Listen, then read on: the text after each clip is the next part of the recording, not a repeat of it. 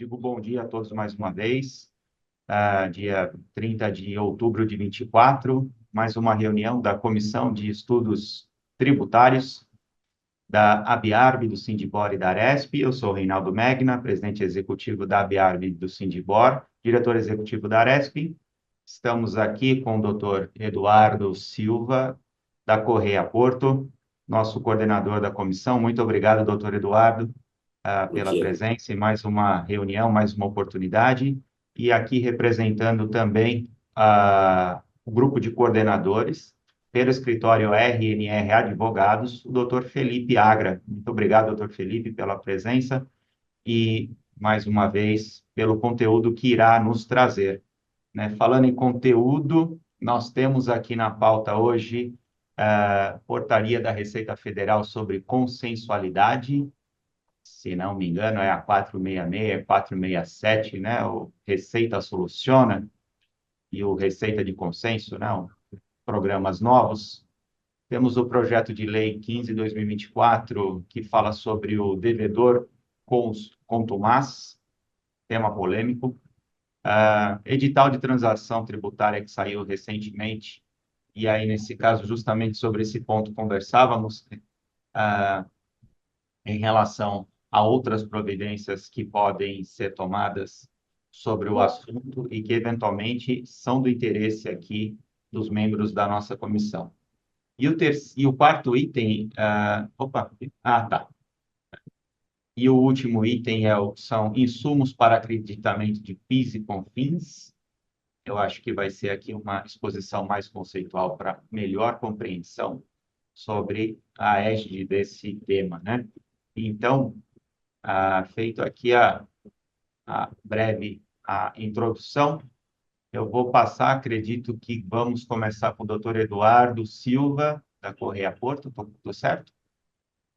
É isso Tudo mesmo, bem, a Leão. palavra é sua, muito obrigado, doutor Eduardo, vamos em frente. Imagina, bom, faço aqui as suas palavras, as minhas, né? Bom dia a todos. É um prazer estar aqui mais uma vez nessa Comissão de Estudos Tributários. Bom dia ao meu colega, Dr. Felipe, também, da turma do todo o pessoal do RNR. Eu acabo sempre falando um pouco mais e deixando limitado o tempo que a gente tem disponível para perguntas e demais interações. Então, eu prometo ser bem objetivo hoje. Até porque os temas que couberam aqui a nós, aqui ao Correia Porto, não são temas cujo resultado será efetivo e objetivo na operação das empresas, mas são temas importante que todos tenham conhecimento, dada a inovação em relação ao primeiro ponto, que serão as portarias da Receita Federal. A gente enxerga isso como um verdadeiro avanço. E, em relação ao segundo ponto, há algumas particularidades e polêmicas que o governo, propriamente dito, tem feito aí para aumentar, gerar, criar uma certa pressão aqui, com todo respeito, na arrecadação. Então, sem mais delongas aqui, eu vou compartilhar minha tela com todos, para nós já iniciarmos aqui a nossa apresentação. Então, aqui é a nossa telinha de apresentação aqui dessa comissão que temos a honra de participar. Deixa eu aqui já entrar aqui nos temas. Bom, inicialmente aqui tratando das portarias da Receita Federal, que criou o conhecido Receita Soluciona e a Receita de Consenso. Bom, inicialmente falando do Receita Soluciona, essa portaria, essa oportunidade, né, essa inovação, ela veio por meio da portaria número 466 de 2024. Bom, tanto a portaria 466, que trouxe o Soluciona, quanto a portaria 467, que é a Receita de Consenso, ambos têm a mesma finalidade. A Receita Federal, ela tem aí intentado melhorar o relacionamento com os contribuintes. Essa é a verdade. E já não era sem tempo, né? Quando a gente começa a observar que os métodos alternativos de solução de conflitos, né? A autocomposição, a mediação, a arbitragem, a transação, eles estão aí no mercado e já não há mais dúvidas com relação à sua aplicabilidade nas questões envolvendo o poder público, né? Durante muito tempo, as questões envolvendo arbitragem e transação eram questionadas se era possível também na esfera pública e não apenas na esfera privada, e aí falando especificamente da área tributária, por conta daquelas regras de responsabilidade fiscal, da impossibilidade de dispor do crédito tributário. Só que hoje a gente já tem aí já programa litígio zero, temos as transações, especialmente as transações de débitos inscritos em dívida ativa, que vem aí, graças a Deus, cada vez mais renovando, ampliando o prazo e trazendo pontos específicos. Demorou um pouco mais, mas o Estado também já vem fazendo dessa forma, com os editais de transação. E aí chegou um determinado momento que, no nosso sentir, ficou inevitável que a Receita Federal também abrisse ali uma porta para um diálogo de modo direto, objetivo e especialmente pré-conflito, né? Porque quando a gente fala de transação, quando a gente fala de programa litígio zero, né? Isso em âmbito federal, nós estamos falando já de um litígio existente, de um débito em cobrança, de um débito em discussão, e surge ali uma oportunidade para. Perdão. É, e surge ali uma oportunidade para quitação daquele débito, para quitação daqueles valores, e encerramento do litígio. Mas até então não existia nada prévio, né? A oportunidade de os contribuintes irem para a Receita Federal e discutirem e questionarem, apontarem ali alguns pontos. Então, é, iniciando aqui pelo Receita Soluciona, e isso aqui é muito interessante para nós como entidade, é a oportunidade em que as entidades, aqui está aqui já iniciando aqui as condições, né, as confederações nacionais representando as categorias econômicas, centrais sindicais e entidades de classe de âmbito nacional são os legitimados para irem até a Receita Federal buscarem esse consenso, né? O procedimento é um procedimento muito simples, né? Isso você observa diretamente pelo portal de serviços da Receita Federal, e a depender do que é levado, a depender do que é trazido, isso poderá envolver reuniões presenciais, reuniões virtuais, entre fisco e contribuintes. E, novamente, estamos falando aqui de temas prévios a qualquer conflito. Surgiu aqui um prazo de resposta de até 90 dias para uma devolutiva e algumas vedações. Então, não há ali uma efetiva, como posso dizer, não é taxativo o que pode ser levado para a Receita Federal nessa ideia do programa do Receita Soluciona. Então, qualquer dúvida, qualquer situação envolvendo temas tributários e aduaneiros, é importante essa consideração, especialmente considerando também o setor da borracha, que enfrenta algumas particularidades nessa parte de importações e aduana. Porém, a portaria ela trouxe o que não pode ser levado. Então, de certa forma, as considerações ali postas são interessantes. Então, não houve ali uma restrição do que pode ser apresentado, mas uma ponderação sobre aquilo que não pode ser levado. Então, quais seriam essas vedações? A discussão envolvendo constitucionalidade na norma, então, não é um acesso, né? A Receita Soluciona não é um instrumento cabível para discutir se a lei ela é ou não aplicável, se ela é ou não constitucional. Temas que podem ser respondidos por meio da lei de acesso à informação. Tem uma observação aqui que está equivocado. Esse confederações nacionais aqui, na verdade, é o slide anterior, depois eu altero e encaminho para todos. Questões que prevejam um procedimento específico. Então, por exemplo, né, e isso praticamente todos os contribuintes passaram por isso, Quando você tem ali um crédito reconhecido por uma decisão judicial transitada e julgada, você faz um procedimento de habilitação do crédito para você conseguir compensar os valores. Então, existe um procedimento específico previsto em instrução normativa que trata como deve ser aquela situação. Então, isso foi um exemplo, claramente, né? Mas essas situações que exista ali um procedimento específico que trate do tema, não pode ser levado por Receita Soluciona. Denúncias de modo geral, então, tanto denúncias com relação à denúncia fiscal, questões envolvendo descaminho, por exemplo, crime contra a ordem tributária, ou própria denúncia mesmo envolvendo servidores. Denúncias, em geral, não é ali um instrumento cabível.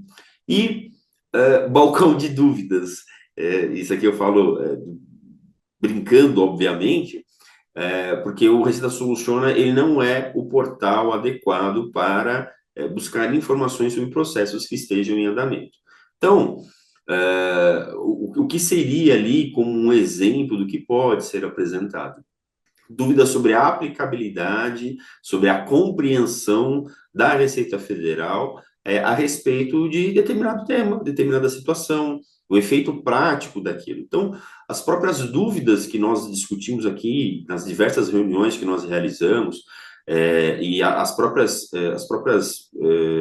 dúvidas que o Sindibor traz para nós aqui dos escritórios, tanto Correia Porto quanto RNR, são dúvidas que podem ser apresentadas. Então, foi formalizado ali uma porta de acesso para a Receita Federal, buscando uma composição prévia a qualquer tipo de litígio. É interessante, é válido, e quando nós falamos que, especificamente com relação à portaria 466, que é uma oportunidade cujo acesso é exclusivo para entidades, como é o nosso caso, qualifica ainda a discussão, porque certamente existem ali pontos que são específicos do setor e também pontos que abrangem mais de um setor. Então, a depender do que é apresentado, do que é levado, isso cria uma força de discussão sem a necessidade eventual, claro, né, de buscar um judiciário, de buscar ali por outros meios, mas diretamente junto à Receita Federal. Infelizmente, nós não tínhamos até então esse acesso, até então o que se existia era um acesso via Procuradoria, e agora surge aí a possibilidade diretamente com a Receita Federal. Então, o efeito prático disso ainda é muito novo, é muito recente, tanto a portaria 466 quanto a 467 são de agora, do mês de outubro, então, o efeito prático disso ainda nós verificaremos aí com o passar do tempo, mas certamente ao nosso ver é um avanço, sem dúvida nenhuma, né? E aqui passando para a portaria 467, que trata da receita de consenso. Diferentemente da 466, que era muito mais amplo ali o objeto e a possibilidade de acesso, na 467, a possibilidade é exclusivamente para o contribuinte. Então, não se trata ali de um acesso por meio de entidade, por meio de sindicato, por meio de confederação, mas do próprio contribuinte. E não para qualquer contribuinte, mas apenas, até destacamos aqui, apenas aqueles contribuintes que possuam uma alta classificação nos programas de conformidade fiscal. Então, nitidamente isso privilegia o contribuinte adimplente, o contribuinte irregular, e, de certa forma, já trazendo aqui uma ponderação crítica, afasta aquele contribuinte que está numa condição mais sensível, que provavelmente, né, tudo leva a crer, que é o contribuinte que mais precisaria ali de esclarecimentos e dúvidas, um acesso à Receita Federal para não apenas diminuir todo aquele impacto que ele vem sofrendo, mas evitar que novos impactos surjam. Então, fica aí um ponto crítico, né, um ponto de atenção sobre essa situação, mas, no momento, nos termos da 467 dessa portaria, apenas os contribuintes com alta classificação nos programas de conformidade fiscal. O receita de consenso, ele pode ser instaurado em dois momentos. durante uma fiscalização, então aquela empresa que ela já esteja em fiscalização e que tenha ali um entendimento preliminar fiscal sobre qual que é a interpretação desta autoridade, né, desse fiscal, a respeito daquilo que está sendo fiscalizado, isso pode ser levado para o Receita de Consenso para questionar ou enfim, né, levar ali um segundo ponto de vista antes do encerramento da fiscalização e certamente da lavratura de um auto de infração, ou então sem qualquer vinculação da existência de um procedimento fiscal, mas apenas um ponto de dúvida, né, que seria muito, a nosso ver, algo muito próximo do que se observa nos pedidos de consulta que são apresentados. Então, seria discutir a definição dos reflexos tributários, e aí quando eu falo reflexo tributário, isso também se insere ali as questões aduaneiras, surgidas em razão de um negócio jurídico firmado, um contrato, uma aquisição, uma compra. Não há ali uma definição precisa do que se entende para essa finalidade da receita de consenso, do que seria o negócio jurídico que é ali mencionado. Então, a nosso ver, como não há ali nenhum tipo de restrição, ponderação, seria um negócio jurídico tal como previsto pelo próprio Código Civil. Então, um contrato, uma discussão, um negócio jurídico no sentido lato sensu, a depender dos reflexos da consequência tributária que pode se dar a partir dele, é possível sim ir ao Receita de Consenso, e o procedimento exatamente é o mesmo, via portal de serviços da Receita Federal, dentro do mesmo prazo, existe ali um prazo de até 90 dias para a Receita Federal apresentar uma devolutiva, né, tal como no Receita Soluciona, buscando ali um esclarecimento sobre aquela questão. E aí, como funciona? De novo, né, diferentemente do 466, no 467, a partir do momento em que é postulado, é levado alguma questão sobre essa temática, a análise propriamente dita, ela não será realizada pela mesma equipe que é responsável por aquele procedimento fiscalizatório que o contribuinte está sujeito. Isso aqui, especialmente no caso da primeira hipótese.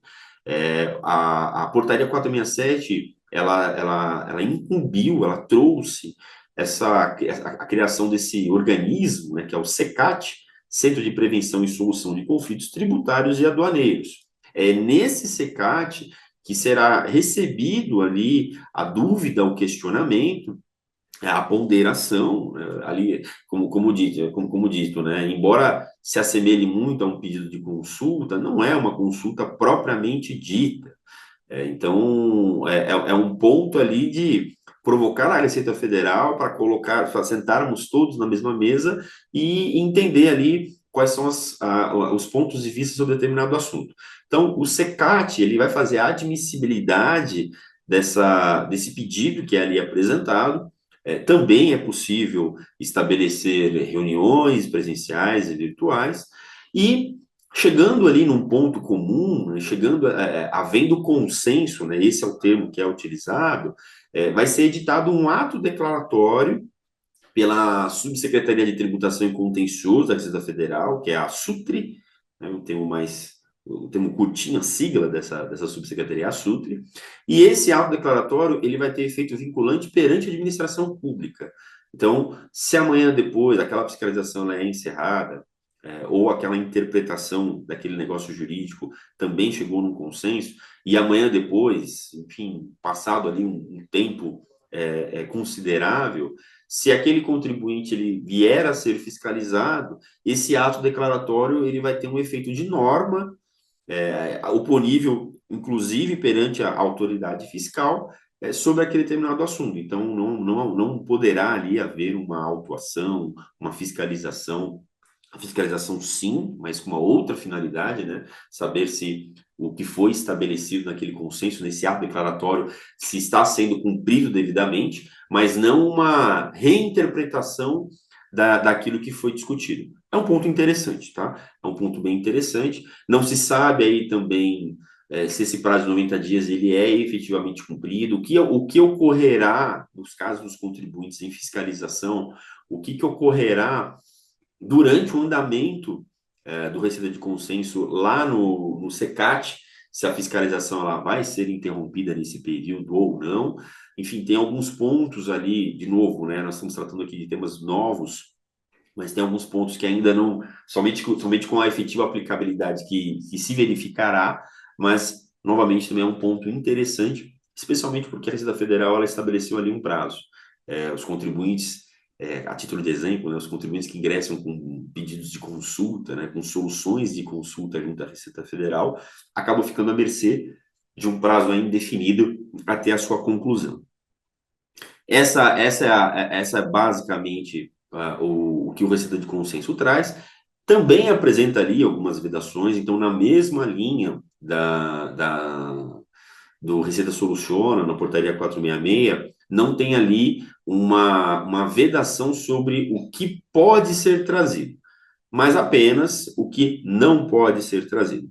E nesse caso, o Receita de Consenso, muito mais voltado para questões envolvendo a esfera punitiva, né, a esfera penal, do que questões tratando da própria legislação tributária. Então, trazido ali como vedação, de um modo muito objetivo, questões envolvendo situação cuja pena prevista seja de perdimento, isso muito comum nas operações aduaneiras, e temas relacionados ao descaminho, contrabando e crimes contra a ordem tributária. Então, de um modo geral, essas questões envolvendo punição, tanto criminal quanto essa administrativa, que seria a pena de perdimento, não são cabíveis, não são passíveis de levar ao Receita de Consenso.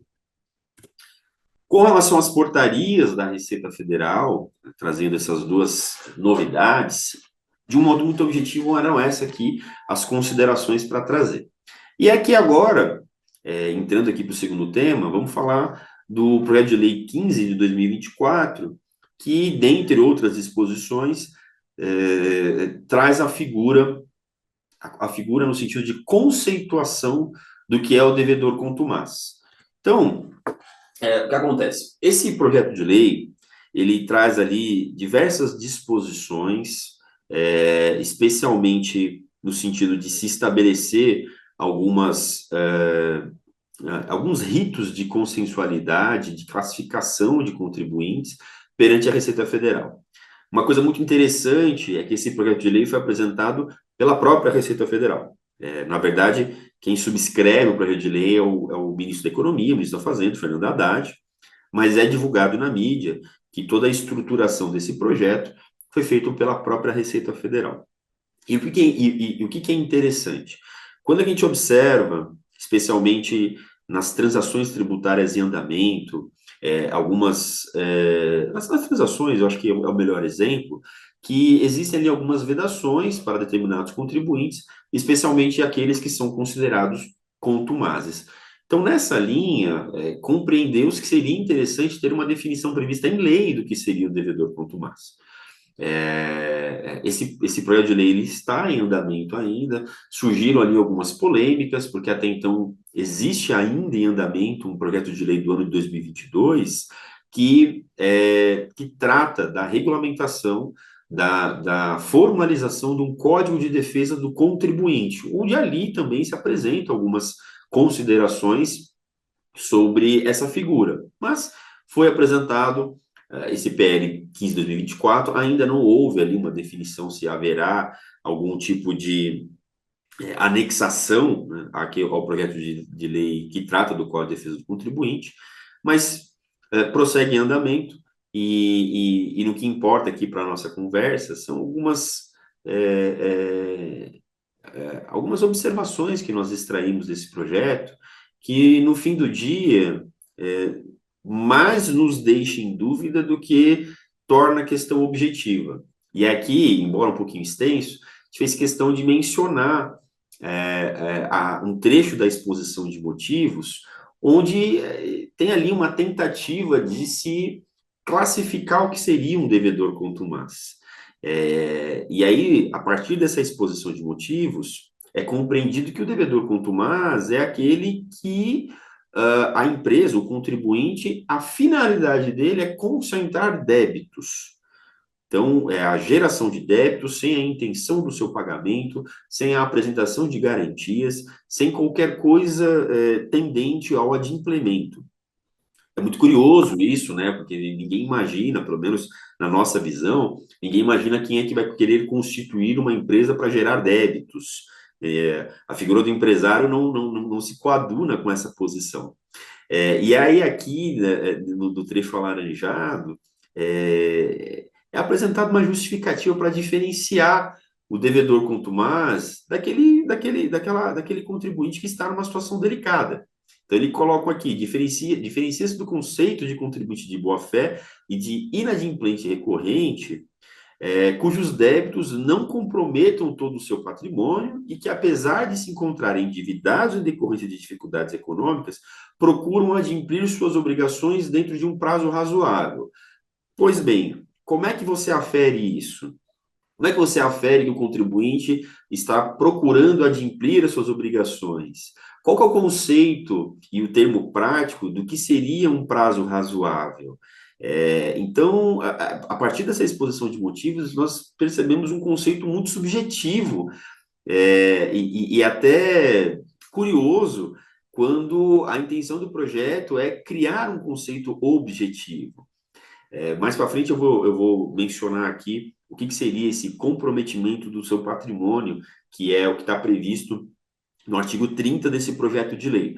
Mas somente a partir da exposição de motivos não fica claro. Então, qual que é o termômetro que se tem entre um devedor contumaz e um inadimplente recorrente?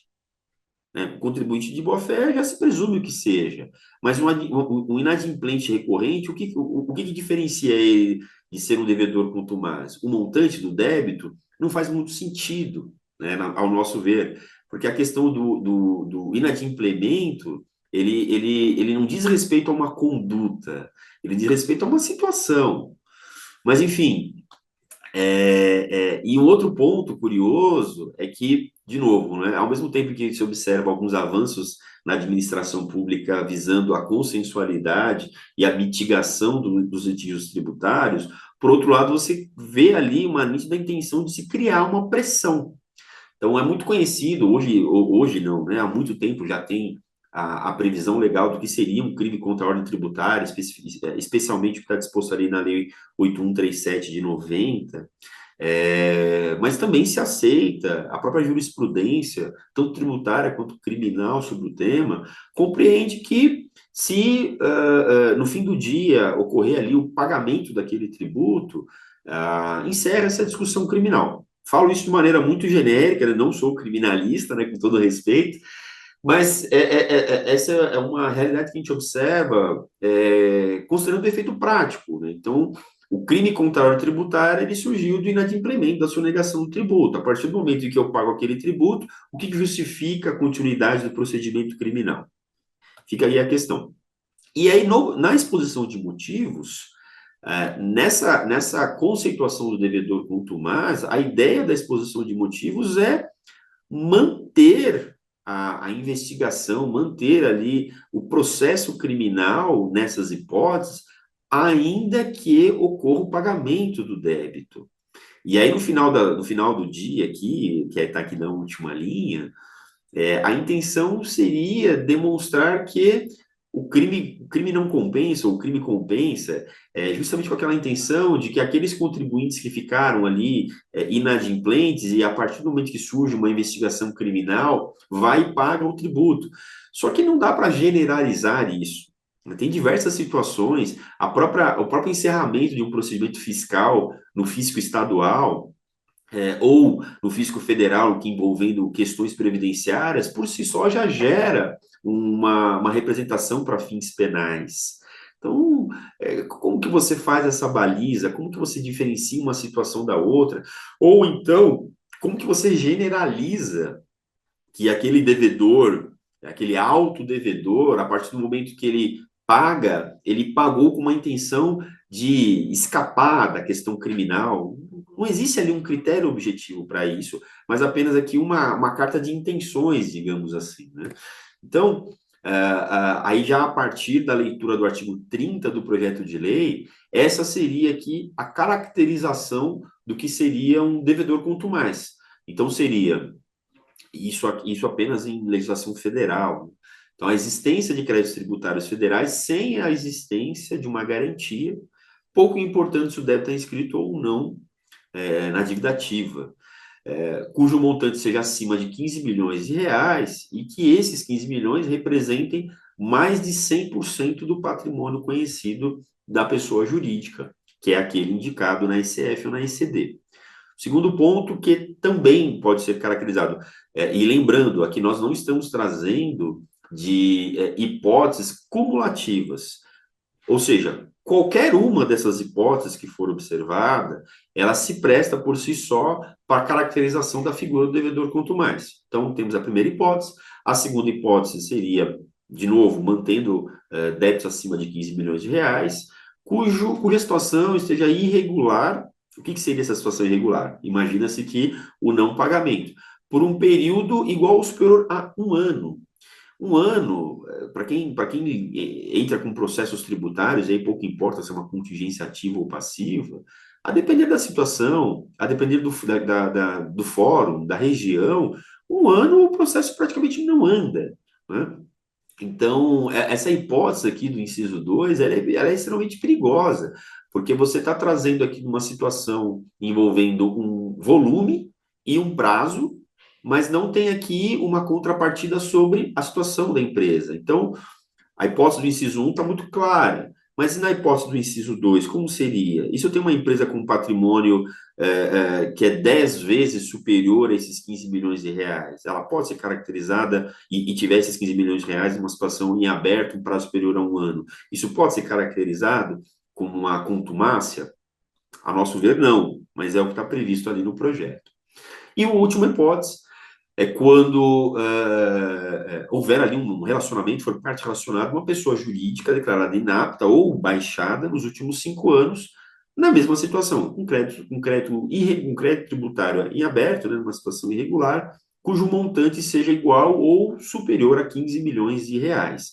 Da mesma forma, inscrito ou não em dívida ativa da União. Isso é muito grave, né? A competência de arrecadação final tanto do Estado quanto da União, compete à Procuradoria.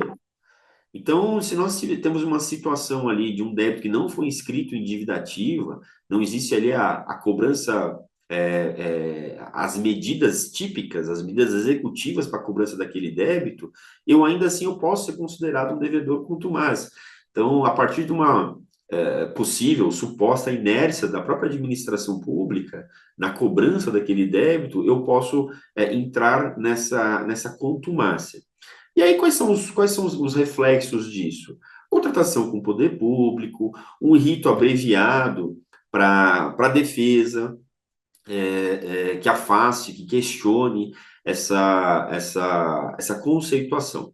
Esse projeto de lei ele vai criar o CFDC, que é o Cadastro Fiscal de Devedor Contumaz, cuja gestão vai ser uma gestão compartilhada entre Receita Federal e Procuradoria, e o procedimento prévio seria por meio de notificação do contribuinte, que ali vai abrir um prazo para uma defesa, que vai ali apresentar suas razões. É um rito reduzido de defesa administrativa, né? Não se chega ao CARF, por exemplo, mas isso se encerra na própria Delegacia da Receita Federal do Brasil, e diferentemente da maioria dos procedimentos fiscais, que são regidos pelo decreto 7235, aqui no caso vai ser discutido a partir do que prevê a lei 9784 de 99, que é a lei do processo administrativo federal em geral.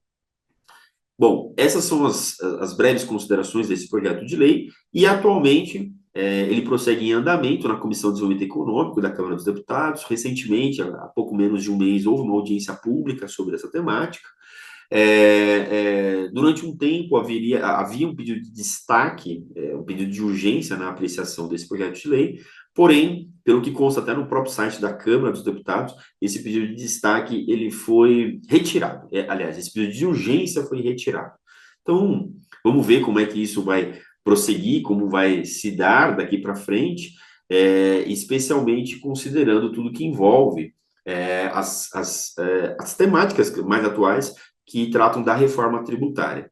Então, são pontos polêmicos, até mesmo vale a pena depois, o Reinaldo, conversarmos, quem sabe até ter o apoio do Dejur da Fiesp, para termos uma participação ativa na tramitação desse projeto de lei, para que a gente consiga trazer as nossas colaborações também, porque se for aprovado do modo que está, a gente enxerga aí um cenário extremamente arriscado para o dia a dia das empresas, e aí nós estamos falando não é aqui um incentivo a criar débitos, mas por diversas questões, né? Passamos por uma pandemia recentemente, que diversas empresas passaram por uma situação extremamente delicada. E a partir do momento que você estabelece um valor e um prazo, e a partir daquilo você já se caracteriza como um devedor quanto mais, isso é muito arriscado a depender da situação individual de cada contribuinte. Então, não é algo que tem que ser previsto de forma taxativa. Tem que existir ali uma oportunidade, uma brecha para se criar exceções dessas regras, né? Enfim, projeto de lei, a nosso ver, polêmico, que está em andamento, mas que era importante aqui todo mundo ter ciência, porque isso pode atingir direto ou indiretamente os negócios e as operações. É o que me competia, espero não ter avançado muito no tempo, e sem perda aqui também, já deixo aqui o doutor Felipe extremamente à vontade para prosseguir aqui com a apresentação, já me colocando à disposição para qualquer esclarecimento ou qualquer dúvida, viu? Obrigado mais uma vez a todos. Doutor Felipe, vou passar para ti aqui. Eu peço, por favor, que inicie a sua apresentação sobre o edital de transação tributária e o esclarecimento aí sobre a questão dos insumos no creditamento de PIS e COFINS. Eu vou já começar aqui compartilhando a tela. Agradeço as palavras. Eu acho que o tema que o Eduardo trouxe são temas realmente bem interessantes. Esse último, então, é extremamente preocupante, na minha opinião. Deveras sensível, né? A Receita querer classificar o que é devedor quanto mais e, ao mesmo tempo, limitar, né, o acesso à defesa administrativa, uma vez que você impede que o próprio contribuinte chegue ao CAF para poder discutir se ele é ou não, né? Ainda mais numa perspectiva como a gente vê no mercado hoje. Mas sem me prolongar muito nessa questão, mas é um tema que realmente me salta aos olhos e me causa preocupação. O meu objetivo aqui hoje vai ser apresentar para vocês um pouco sobre o que pode ser considerado insumo para termos de acreditamento do PIS e da COFINS e sobre o novo edital de transação tributária que foi promulgado pelo governo do estado de São Paulo na semana passada, tá? Eu vou buscar ser de uma maneira até um pouco mais didática, um pouco mais objetiva, até mesmo para não me prolongar nessa nossa apresentação. Vamos lá. Por muito tempo, a Receita Federal e a Fazenda Nacional elas tiveram o entendimento que só poderia ser considerado como as despesas, né? Que poderiam ser consideradas como insumo para termos de creditamento do PIS e da COFINS, eram aquelas despesas ligadas diretamente ao processo produtivo da empresa, ou até mesmo a necessidade da prestação de serviço. Então, assim, era uma coisa extremamente limitada, né? Você não podia, parando para analisar sobre as despesas que a empresa possui hoje diariamente, ou que possui normalmente, você querer limitar essas despesas para termos de classificação de insumos, para aquelas que são ligadas diretamente ao processo produtivo, é muito pequeno, é muito reduzido, porque você impede que a empresa se permaneça competitiva no mercado de trabalho, no mercado operacional, no mercado industrial, e você reduz um pouquinho do que é não cumulatividade para termos do termo do PIS e da COFINS. Esse tema é um tema que era muito discutido, sempre foi muito discutido, tanto na seara administrativa quanto na judicial. Tá? O entendimento do CARF, do próprio judicial, eles evoluíram bastante nos últimos anos a respeito disso, e que culminou no julgamento do recurso especial 1221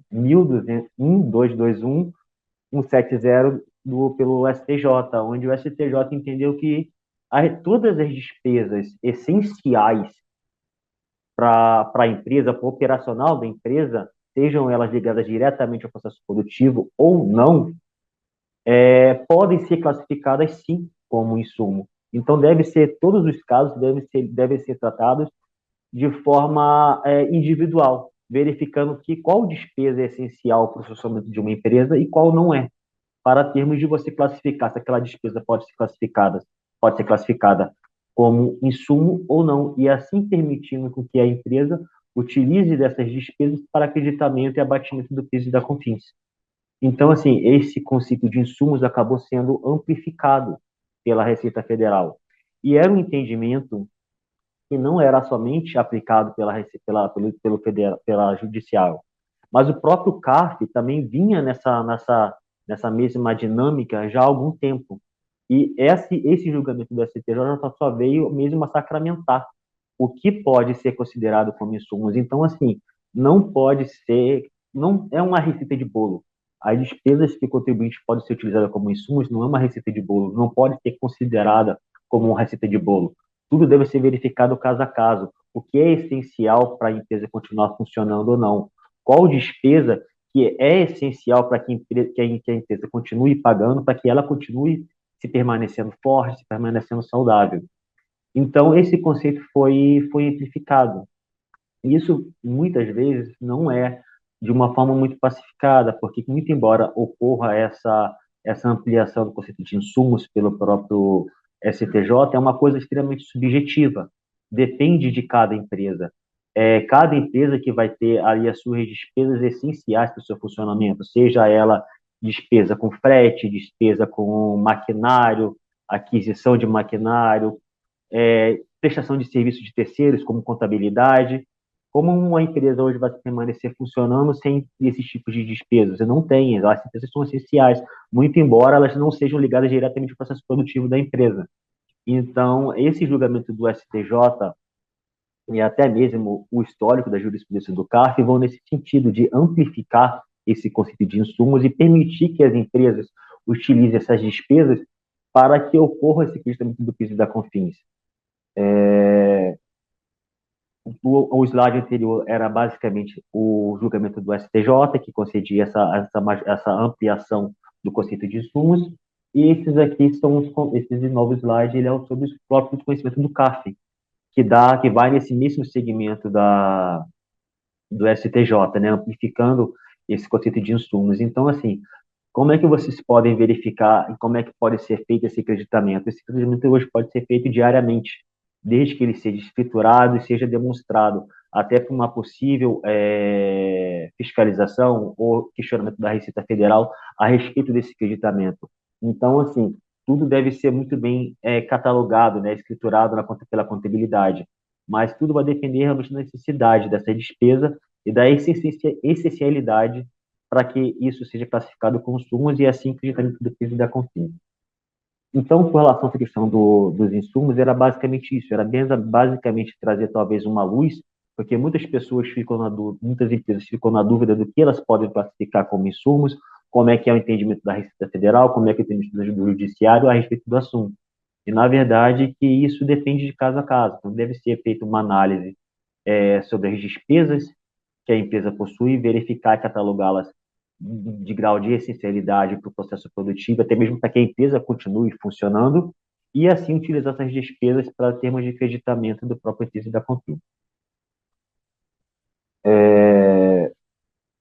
Outro tema que eu venho trazer hoje é sobre o novo acordo paulista que foi promulgado na semana passada, já o terceiro acordo, o terceiro edital de transação tributária que é emitido pelo governo do estado de São Paulo, onde no começo do ano, foi voltado ao ICMS, né, para todos os débitos de ICMS escrito em dívida ativa. O segundo foi direcionado especificamente para os débitos de IPVA, e agora vem um novo edital relacionado ao ICMS. E era apenas um assunto que nós vínhamos conversando antes do início da nossa reunião, que foi um edital que era esperado, mas ao mesmo tempo nos pegou de surpresa, porque é um edital que, muito embora ele traga condições interessantes para o contribuinte que é devedor aí possui débitos junto à Procuradoria do Estado, mas, ao mesmo tempo, ele limita o alcance dessa possibilidade de transação. Ele limita o acordo que foi promulgado.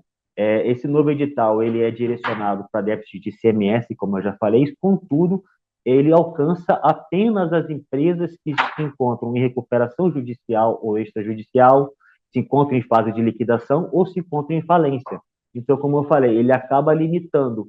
Talvez teria sido mais interessante, mesmo pela nossa conversa que nós efetuamos, que esse edital fosse direcionado assim a todas as empresas, porque se você direciona isso para todas as empresas que possuem débitos junto ao governo do estado, você estaria automaticamente abrangendo também essas empresas que estão em recuperação judicial e falência. Então, assim, fazer esse direcionamento específico acaba sendo uma limitação. O novo edital, ele possibilita, então, que as empresas que possuem, que estão em recuperação judicial ou em falência, efetuem essa transação dos débitos escritos em dívida ativa, podendo ocorrer o abatimento de até 100% da multa dos juros dos encargos legais, que se encontram ali nas CDAs. Contudo, ele também fala que é vedado que esse abatimento alcance o débito principal. Então, assim, você pode retirar basicamente a multa, os juros dos encargos, mas você não pode reduzir o valor principal. A quantidade de parcelas que foi viabilizada por esse novo edital são de 145 parcelas, sem a necessidade de pagamento de qualquer pedágio ou entrada em relação ao que vai ser transacionado. O novo edital, ele também possibilita que os contribuintes que possuem interesse utilizem de créditos acumulados de ICMS ou precatórios para abater o total a ser transacionado, podendo ser esses créditos, esses precatórios próprios ou de terceiros, desde que estejam devidamente homologados, escriturados, junto à Procuradoria e à contabilidade da empresa. Então, como eu falei, é um parcelamento, uma transação tributária que acaba sendo um pouco limitada. Ela também veda que os débitos que são de ICMS ligados ao Fundo Estadual de Combate à Pobreza, eles não poderão ser utilizados para termos de transação. Os débitos que se encontrem garantidos integralmente, judicialmente, ou se encontrem garantidos através de carta-fiança, seguro garantia, eles também não poderão ser objeto de transação tributária. Os débitos que também foram objeto de transação tributária nos últimos 2 anos e que foi rescindido por inadimplência do contribuinte também não poderão ser incluídos nesse novo programa, eles também não poderão ser transacionados. Então, assim, apenas os débitos que não se encontrem integralmente garantidos ou que se encontrem abertos em qualquer tipo de garantia poderão ser utilizados para transação, podendo aí, como eu falei, haver a redução de até 100% desses encargos, multas e juros, ser feito em 145 parcelas e utilizando precatórios de creditório próprios de terceiro para bater esses valores. A grosso modo, é basicamente isso que fala a nova transação tributária, de forma bem objetiva, até para poder me manter aqui no horário das 10 horas. Esse prazo vai até dia 31 de janeiro de 2025. Então, eu acredito que talvez nesse ano não deva ter nenhuma novidade a termos de transação tributária, muito embora já me pegou um pouco de surpresa eles editarem esse novo edital já com a questão do edital de PVA em andamento, então pode ser que ocorram novas possibilidades de transação, mas a tendência é que esse edital siga aí até o final de janeiro e que o novo edital talvez ocorra somente, né, realmente em 2025. Eu acho que era basicamente isso que me competia, ter sido de forma bem objetivo, não me delongar no assunto. Agradeço a todos pela presença, por me ouvir. Caso possuam alguma dúvida em relação ao novo edital e a questão dos insumos, o que poderia ser classificado ou não, eu me coloco aí inteiramente à disposição para que possamos fazer essa análise em conjunto. Muito obrigado, Reinaldo. Muito obrigado, Eduardo.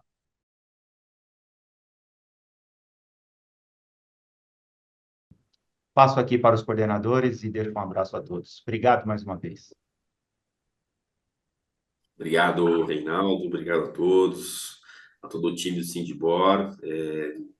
Não querendo parecer repetitivo, mas de fato é uma honra estar aqui compartilhando as nossas impressões com vocês, tendo a companhia do Felipe, do meu amigo Olímpio, e ouvir, né? Afinal de contas é o que a gente fala, não adianta nada qualquer análise técnica sobre o tema se o efeito prático disso quem sente é o setor. Então, ouvir o sentimento do setor é o que vai conduzir o nosso trabalho. Então, é um prazer, é uma honra, esperamos que tenha sido agregador também para todos, e seguimos aqui à disposição e já na expectativa aí do próximo mês voltarmos a nos encontrar. Então, obrigado a todos. Faço das palavras do doutor Eduardo as minhas, agradeço a todos pela presença. Mais uma vez, reforço a honra em fazer parte dessa comissão. Eu acho que o objetivo dela é realmente estreitar esse laço entre os sindicatos, a Sindibor, os associados sobre essa questão tributária, trazer mais para vocês para perto, trazer talvez soluções ou conhecimentos ou quesitos relacionados ao tributário. Então, desde já me coloco aqui à disposição, assim como o doutor Eduardo, para ajudá-los no que for preciso, ajudar o próprio sindicato, para poder melhorar esse dia a dia, nesse planejamento tributário de todos. Sem me delongar muito aqui, muito obrigado a todos. E é isso, estou à disposição. Se quiser, podem me contactar, estou aí. Muito obrigado. É isso aí. Uma boa continuidade do dia para vocês aí. Até breve. Um Até abração. breve, um bom final de semana Tchau. para todos. Ótimo dia para todos. Obrigado, Tchau, doutor tchau. Felipe. Tchau, tchau.